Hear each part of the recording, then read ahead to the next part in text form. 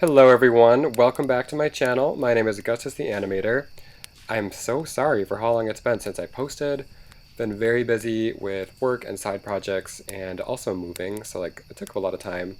But I'm happy to be back, I'm happy you're back, and I would love to teach you today how to do this entire little campfire scene from start to finish. Alright, so new composition, 1920 by 1080, all that stuff. The only thing different with this one, oops, will be that we're going to do 60 frames per second because we want this to be really smooth and satisfying to look at in the way that Fire kind of is. So yeah, do whatever settings you want, but 60 frames per second for this one. Okay, let's get started. We are going to make some shapes with Fire color. Pretty crazy start, I know. So let's do some red.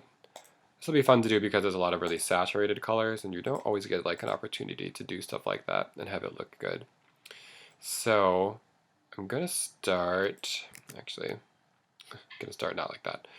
Gonna do just sort of like a teardrop shape to start out with. It doesn't have to be super, really look like anything because we're gonna do some effects that'll morph this all. But, kind of fiery shape, thicker on the bottom, skinnier on top. That's the general look we're going for. Do that with red. I could actually probably make this a touch darker. And then just make another one, G for the pen tool. Do a little bit orange, a little brighter probably. And do something similar, maybe just facing the other way. Like so. Again, does not have to look like anything perfect because we'll be doing some fancy effects. That'll do all the work for us. So I'm going to do that, duplicate this guy with Command D, make him more yellow, scale him down, hit S to bring that down, crank her down, put her there, do that again, make this guy a little brighter, a little yellower, more yellow, excuse me. Hit scale, unlink the X and Y properties, put a negative in front of this guy just to flip him. And let's see, I'll actually probably make red a little smaller here too, just so they're all different sizes. So start with that, and that's going to be our starting point. Super realistic right now, I know. And then I'm going to do layer, new, adjustment layer. And this is what we're going to do our turbulent displays on. We are definitely not going to pre-comp this and then do turbulent displace on that because that's going to affect this whole shape versus, I'm going to Command Z, doing an effect on this adjustment layer will affect each of these layers individually. So each one will be affected versus the lumped shape being effective, which is very important. So click on the adjustment layer, do Effect, Distort, Turbulent Displace, which is truly one of just the best tools ever. It's so versatile, so you can play around in this for hours and make really cool stuff happen, like Fire. So what we're going to do is first, actually, go to this guy, maybe turn down the opacity on him, because it just gets multiple shades happening, and do the same with this guy, probably even actually him as well, maybe just all of them. Okay, all of them. Great. And then for the turbulent displace, let's do, we're just going to start by doing the offset. We're going to keyframe this offset. So I'm going to click the little stopwatch at 0, zoom into my timeline with the plus key, hit U to bring down the keyframes, and then I think I did my other one for 10 seconds, so we'll just stick with that. And then what we're going to do is we're just going to crank up this Y position for the offset. And what that is going to do, if I just, when I say up, I mean we're actually going to make the number smaller so that this little target here goes up. So as I do that, you can see it gets wavy because like I guess like the displacement is following this. And so what this is doing, since this is moving up, it's going to kind of like morph in a down to up direction, which is important because that's like basically what happens with fire, because it's going like upwards. So that's why we're doing that. And we are going to like really crank this because over the course of 10 seconds, we want it to move a lot. So I'm gonna click and drag this, hold shift to make it go like a lot faster. And then just play that back, see how it looks. So you can see it's like starting to happen. It's still not that great. I would like it to move a little more because that looks a little too smooth and like ethereal for me. Don't be afraid to get to some big numbers here. Okay, that looks like a little nicer. We'll start with that as just our base point. Zoom in a little. And now the amount and size are gonna like create a ton of different variation within the way that this is like flowing. So to be totally honest, well, okay, size I do know makes kind of like the size of the wave just like much greater, which is making this look more similar to like the original shape. And as you crank it all the way down, you can see like the waves become a lot smaller, which makes sense. So it's like smaller waves you can see much more. If they're really, really big, you don't see a ton of them because they're just like so huge. And then the amount, that's the one that I don't quite understand, but you just mess with numbers and you don't really need to understand it. So the more you do it, the more it becomes warped, basically. I guess it's kind of like an amplifier to it.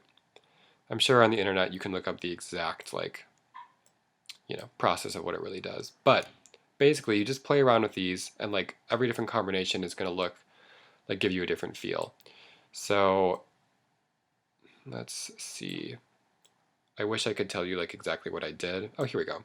So small-ish size with big-ish amount is going to give you this really interesting mixture of colors and shapes. So let's just quickly see. Yeah, so now we're already starting to get closer to it, to what like, fire looks like. So what we can do, I'm first going to just click on the little FX button right next to Turbulent Displace, which will turn it off so I can see my original shapes. I might move these around a little to just kind of like separate them and have them take up a little more space.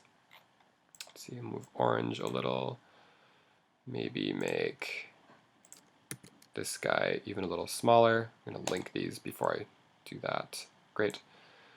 And actually maybe like duplicate him, move him over here and make him pretty bright, real bright yellow.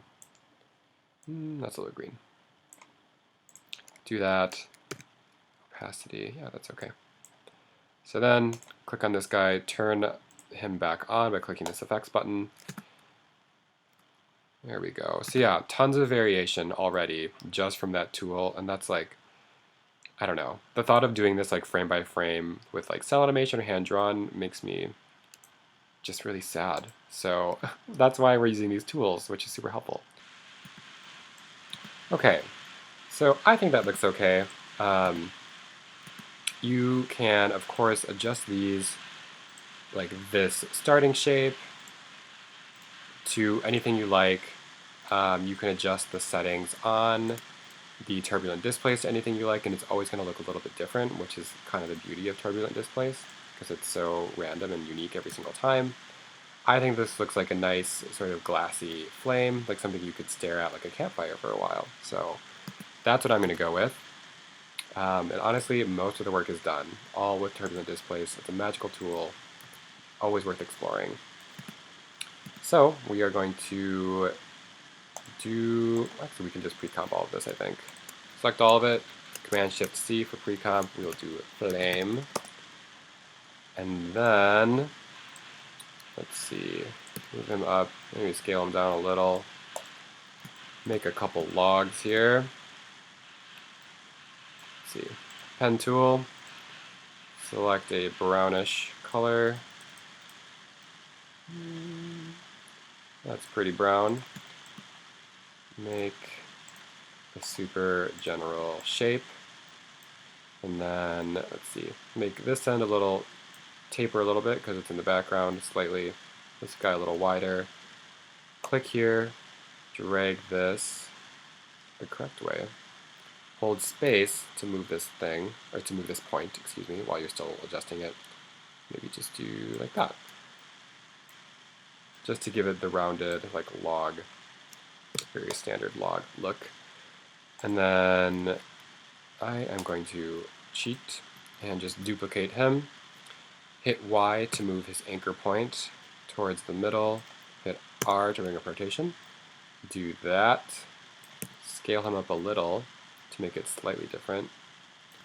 I'm going to hit G, move this point so it looks like I maybe did two of these individually instead of just duplicating it like a cheater. It's not cheating, it's just working smart. Perfect. And then to make this look like a real log, why don't we just click on our shape tool, make sure the circle one is selected, and fill, nothing. We will do a stroke of, let's pick this color for a starter point, go up to something a little, no. Go up to something a little brighter, I think a little more yellow.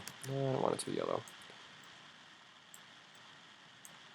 Picking colors is like a fine science that, I just haven't mastered, but it's okay. We'll start with that. Make a circle around this area, or near this area. I'm going to hold Command to make it come out from the place that I clicked versus just going down and to the right. Hit Y, oops. Move this anchor point towards the middle. Let's see. Turn the stroke down to something like that. We're just going to make like a ring, as though this is actually cut from a tree, because that's the goal, Oops. Rotate him a little. Move this guy down. That's not too bad. I would like this to be a little brighter. Oh yeah, that's the stuff. Okay. Great, that actually is not too bad. Scale him down a touch, perhaps. And look at that, it almost looks like it's 3D, even though it's really not. Rotate him a little bit more. Move him a little bit. Fine tune, all that stuff. Maybe scale him this way a touch. Great, okay. And then I'm gonna click on him, duplicate, and really I should be naming all of these. This is terrible workflow, so hopefully this is not the part that you pay the closest attention to. Oops. I'll scale him down, slide him right there, and it looks like kind of like you have a 3D shape almost. Okay, I guess I should actually name these. It'll be important later. So this is, we'll call this the bottom log. Command and the up key to go up to the next layer. Enter top log. Command up, top log ring. And bottom log ring. Great. And actually, I'm going to round out this part as well to make it look super realistic. Oh boy. Great. Repeat on this guy. For sure should have done this before I duplicated, because then I only have to do it once. So, do as I say, not as I do, that kind of a thing. Great, okay. So now we have those. To add some more dimensionality, we are going to create a little bit of shadow on this bottom log to make it look like he's actually under it. So we are going to do, again, start with this color, do a little darker. We're going to do like a really loose shape of where the shadow is going to fall on this guy. Turn my stroke off and kind of follow with the curve of the log. And just do a really loose shape, excuse me, because we're just going to use this shape as an alpha. So we'll start with that. Click the bottom log, duplicate him, move him up to actually, don't move him up, move this shape layer down. Oops. To right there. We'll name this bottom log shadow. And then this will be bottom log shadow alpha. Okay, click on this guy. Under track matte, select this and do alpha matte. So now it's only going to show up in this shape, which is fantastic. I think it could use a little bit more curve. Hit the G key to bring up the little nodes. And maybe try that. There, that looks like it kind of follows a curve. Gives it a little bit of dimension, which is great. And I may actually, let's see. Oops, I'm just going to click on the path somewhere to make another point. Maybe like extend this along to make this whole thing look good as a shadow. Looks kind of nice. And click on that same shape layer and just, oops, click another, oh my gosh, move him out to make it look like that also has some dimension. Could have done that a little better. If you double click, it'll select all of these, which is actually really handy because you can like rotate this or expand it, which is really handy. But I don't always want that. You can just Command Z to make it go away. Move this out. Okay, great. So I'm just going to do that, and then put the flame above all of these. Great. Move them down a little. Just kidding. Move them up a little. And then I want him to be kind of, or the flame to be casting a little bit of light on this to make it look like these things are like actually burning a little bit. So I am going to just do another pretty loose shape layer. But this is the starting point. Make this brighter, a little yellower, more yellow, gosh, excuse me. Something like that. And then just do a shape where you kind of think the light would be hitting it. Again, follow the curve of this a little bit. Connect him. This for sure needs to be brighter.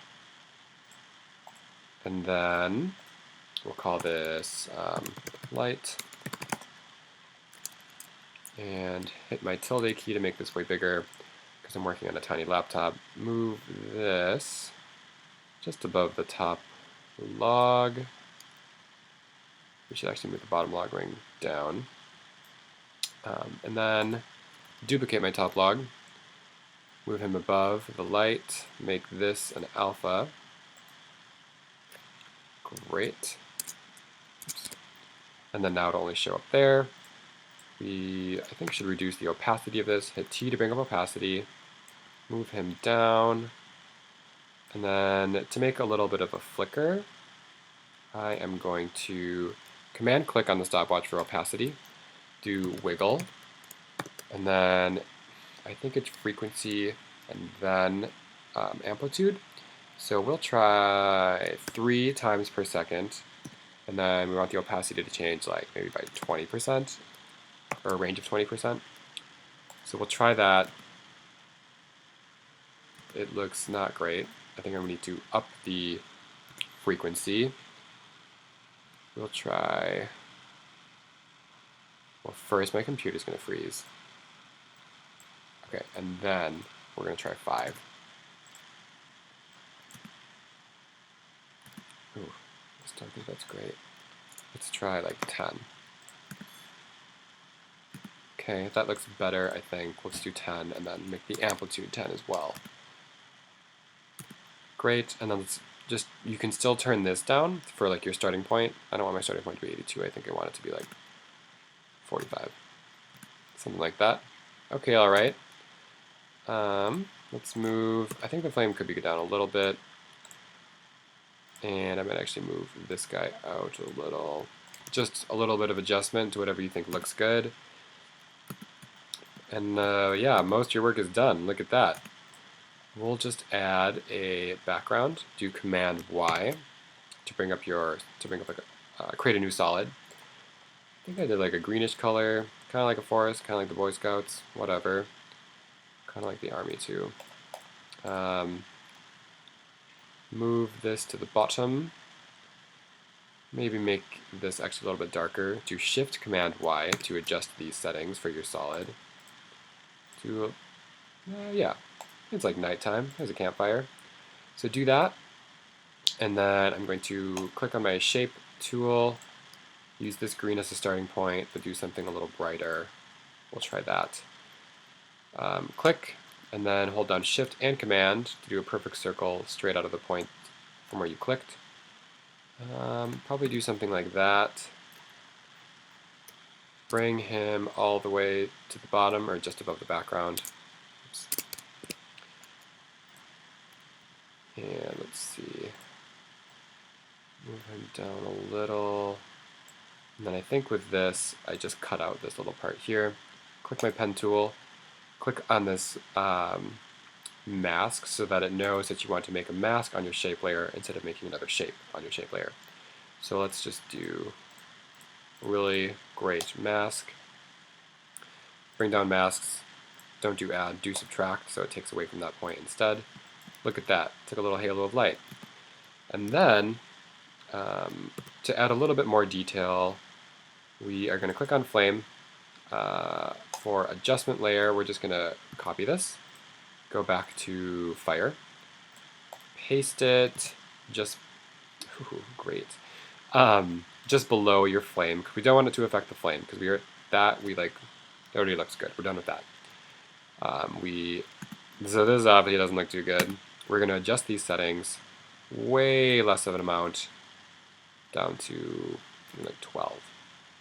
And then less size as well. Have that chill. And hit U to bring up the keyframes. Let's go to this keyframe and actually just make this a little bit slower of like a change of a wave. So crank this to just a less dramatic number. See how this looks. Still kind of a lot. So let's decrease the size, decrease the amount, hit play. It's really not too bad. Make it a little slower by making this number closer to the starting point. Hit play again. That's not too bad. You get a little bit of that heat distortion right here and on your circle, a nice bit of added detail. And then we're going to quickly do the little embers that float up very fast. New shape layer. Fill is going to be like a bright orange. Let's pick this guy. Okay. Yeah, great. And then let's add a stroke of this same lighter green color. Make a very small circle. Something like that. I'll take the stroke down a little to make the orange show up a little more. And then that kind of looks like a little bit of ember, and then it has its own little halo of light. So we're going to grab him. Let's make his anchor point at his center by hitting Y and then dragging that. Hit V again with my regular cursor. Let's start him just like behind this log. Let's do ember. I don't know if that's like the right word, but it doesn't matter. And then we will keyframe his position, hit P, click the stopwatch, go to the 10-second mark, and then drag him all the way up to just off screen. And actually what we should do, we're going to right click on position, separate dimensions, and then the Y position looks great. X position isn't changing. Let's get rid of that keyframe, command click this, and we're going to do another wiggle. Very similar to like a previous tutorial that I did with snowflakes. Frequency, let's just do 1, because we want this to look gentle, and do a difference of maybe like 20, or a range of 20 that this thing can move in just the X position. So this is going to, because the Y position is just a constant, it's going to just float up at a constant rate, and then the wiggle is going to make it so it just kind of like drifts side to side. In theory, if this would play back more quickly. Yeah, there we go. A little bit of a drift. I think it could do it even more. Let's do like 50 and actually do this as 0.5. And we'll just see how it looks. It's not an exact science. Looks pretty nice. If this would play back at like real time, which, oh, it is playing back real time. Let's see. Let's make, this keyframe should actually be, I don't want it to ease into that spot. No, yeah, I do actually. This one should ease, because as it floats, it'll kind of like plateau in height, but it kind of comes off the fire a little faster. So I'm going to command click this to do a not easy ease keyframe. It's just going to like launch into this speed right away. And I'm going to make this go a little higher, just so that it's a little faster. Don't need this X keyframe here. And click on this keyframe, go in the graph editor, click the double wave button so you can see what you're doing. Well, I still can't see what I'm doing because this is so small. And let's see. I'm going to click this, hit F9 to easy ease it. Hit the wave again, there we go. And then make this just ease a lot more. Great. Move this down. What do we got? There we go. It's like a little faster, which I think is nice. So let's put him behind really everything, I think, besides the background, of course. I'm going to change his label color to yellow so I can distinguish him from all these other things. And then, there we go. Look at him fly up there, and then when he escapes this little ring of light, he'll have like his own little halo, which is pretty cute. And actually, I might make this a little smaller, just so that he has more time with his own halo, because it's just as fair, you know. Okay. Perfect. So, we want more of those. Let's just duplicate a bunch of them. Let's see, duplicate, and oh yeah, if you move, there's only one keyframe, we're not going to screw this up by just like moving the whole thing. Shift and drag him over, duplicate, shift and drag to random spots throughout this fire.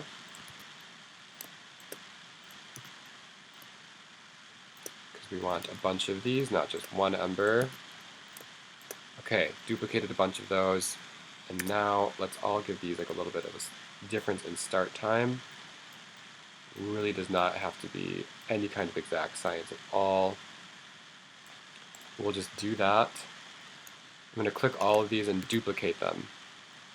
Move them up, and move them all over just a little bit, just to make them be different. Shift, or excuse me, just move all of them so they all have different start times. And then I'm going to click all of these and have them start before our timer does, or excuse me, our timeline does, so that there's already some on screen, like when we first look at this. So they're a little too close in timing. Drag this back over, spread these guys out.